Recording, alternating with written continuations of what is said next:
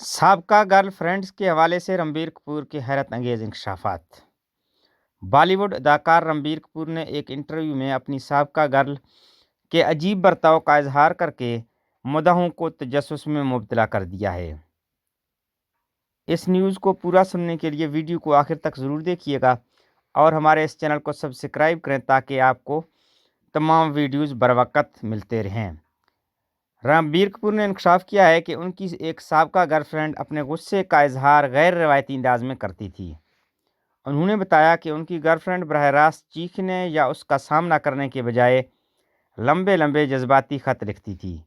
لڑائی سے نمٹنے کے اس نرالے انداز نے اداکار پر ایک دیر پا اثر چھوڑا اور ان کی رشتے کی انفرادیت کو اجاگر کیا۔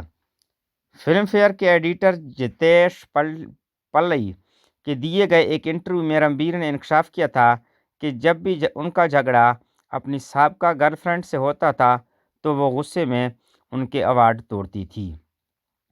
اداکار نے اپنی سابقہ گرل فرینڈ کے اس غصے کو یاد کرتے ہوئے مزاحیہ انداز میں کہا کہ میں اسے کہتا، ارے وہ فلم فیئر کا ایوارڈ ہے، ہاتھ مت لگانا۔ انٹرویو میں رنبیر کپور نے واضح طور پر اپنی کسی سابقہ گرل فرینڈ کا نام نہیں لیا، لیکن ان کے پرانے معشوقوں کو دیکھتے ہوئے مداح یہ قیاس آرائیاں کر رہے ہیں کہ وہ دپیکا پڈوکون یا کیترینہ کیف ہو سکتی ہیں، جو ان کے ماضی میں دو نمایاں رشتے تھے۔